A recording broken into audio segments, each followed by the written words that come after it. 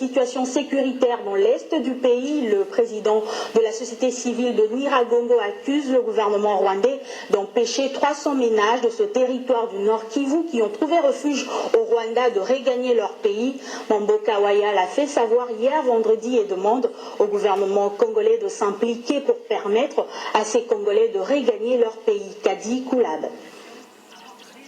Depuis hier à 16h, on les a pris par force pour les amener au camp de réfugiés de Kamira, alors que ces familles avaient refusé de s'y rendre. L'usage de la force a été mis à contribution pour les obliger à aller dans ce camp des réfugiés. C'est en ces termes que le président de la société civile de Nyiragongo accuse Kigali d'empêcher 300 ménages qui ont trouvé refuge au Rwanda de regagner la République démocratique du Congo. Ces Congolais ont été conduits de force par les services d'immigration rwandais dans les camps des réfugiés des Kamira, à une cinquantaine de kilomètres des Gisenyi. Ils ont fui les derniers combats entre les forces armées de la RDC et le M23.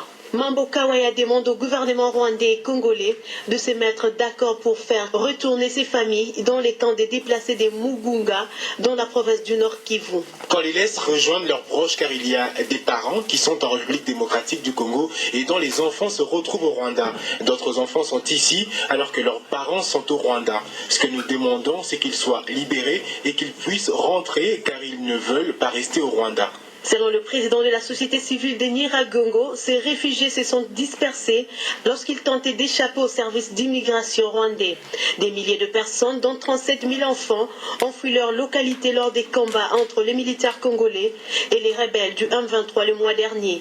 Certains ont trouvé refuge à Goma et d'autres localités du Nord Kivu. D'autres, par contre, ont traversé la frontière rwandaise.